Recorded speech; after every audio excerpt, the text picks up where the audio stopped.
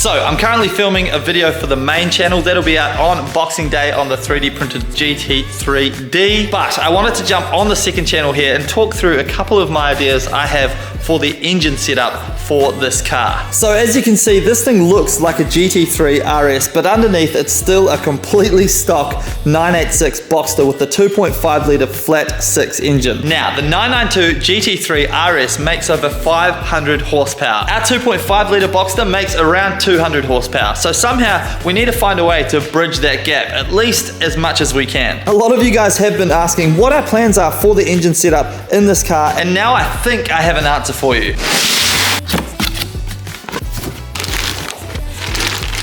Look at this gorgeous piece of kit. So my plan is to turbo the current motor that we have in the GT3D with this TurboSmart 5682 turbo. Look at this thing. It is so freaking nice. Now, I genuinely would love to hear your guys' thoughts in the comments about this, and that's why I'm making this video, because I searched the internet far and wide and I can't find much evidence at all of anyone running these engines turbo. Pretty much all of the forums said you just need to pull the 2.5 litre motor out, throw in a 3.2 litre motor or an LS and just be done with it. Now granted, those forums were from like 2005 and 2010, because who talks on forums anymore? But basically everyone said if you put a turbo on these motors, because they are 11.3 to 1 compression ratio, they'd basically just explode immediately. Now of course, back in the day they didn't have nearly as many tuning options as we have now. So they used to either run piggyback ECUs or they would just run the stock ECU with maybe a fuel pressure regulator tune or something like that. And on an engine with 11.3 to 1 compression ratio, you simply can't get away with that, because you have to have your tune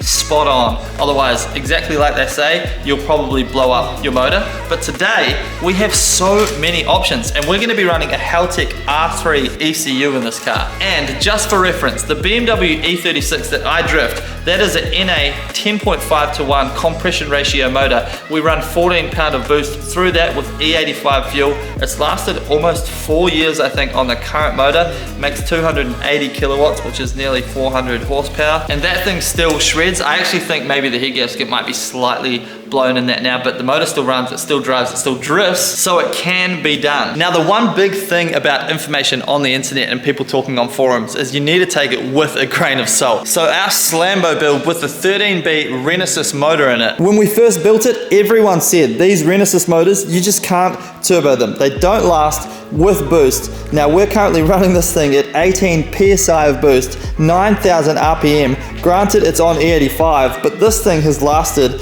over a year and a half doing this.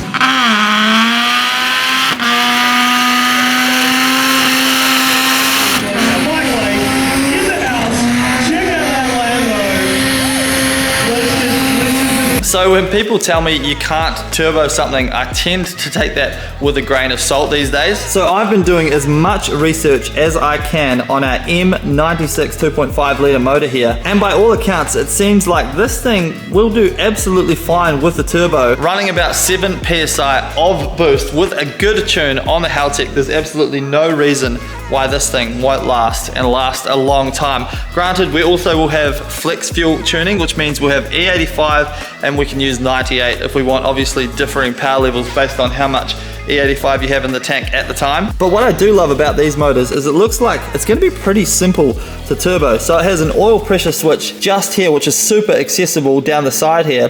So we can get our oil feed for the turbo from there. Here's our intake right here. So obviously we're going to delete all of the airbox and everything like that. And Bailey and I have some crazy ideas when it comes to the turbo setup underneath the car. Now another good thing is, because we've done the GT3 conversion under here, we've actually created ourselves a whole bunch more room for a turbo setup. So if you can see, this is the Boxster exhaust and the Boxster bumper would have been here.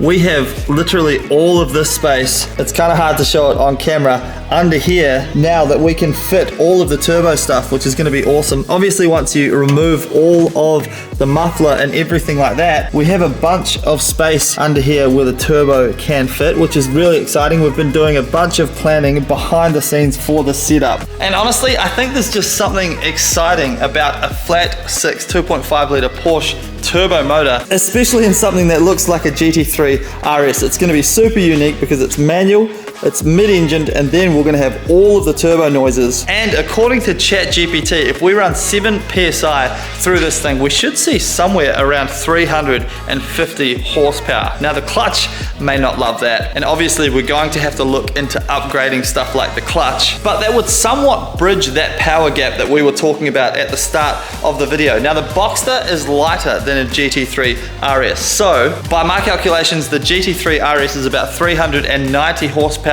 per ton, whereas our car will be somewhere around the 290 horsepower per ton, but that's still pretty darn good, and that gets us to around 75% of the power to weight ratio of a GT3 RS, but obviously at a much cheaper price. Also, imagine seeing this thing drive past you and it's like Anyway, I'm really keen to hear your guys' thoughts. Do you think this turbo belongs on this car, or do you think this thing is on borrowed time when we put a turbo on it and it's just not going to work? Either way, I'd love to hear your thoughts. The goal with this build is obviously to make something super unique and interesting, and to prove that something like this can be done on a budget with a bit of determination. But unless you guys change my mind, this thing is booked in for fabrication on the 5th of January at Legacy Fab with Bailey. And honestly, I couldn't be more excited. A new video drops on the main channel on Boxing Day, 10 AM Melbourne time. So while I have you guys here, I may as well show you something exciting that has just finished printing on our 3D printer. So we have the end covers for our rear spoiler.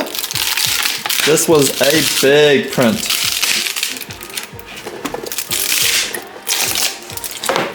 10 hours and 58 minutes. Look at it, but man, it's a big piece. So this is what it looks like with all of the supports removed. Obviously would sand and paint this anyway, but I printed it laying flat because I felt like that was the best orientation to print it. But let's go ahead and test fit it on the car. All right, let's see if this fits.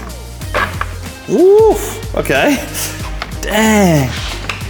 That's insane, man. Ryan's work is crazy. Ryan obviously designed these and that just fit like a glove. Amazing. But yeah, that definitely just finishes the wingtip off nicely. Currently we're waiting for these stands to be machined out of billet aluminium, which is again really exciting. They'll be anodized black as well. But hell yeah, I am hyped on that. That is absolutely spot on. But thank you guys. Enjoy your holidays. I'm going to enjoy mine. I get a tiny one, and I'll see you in the next video. Bye. Turbo.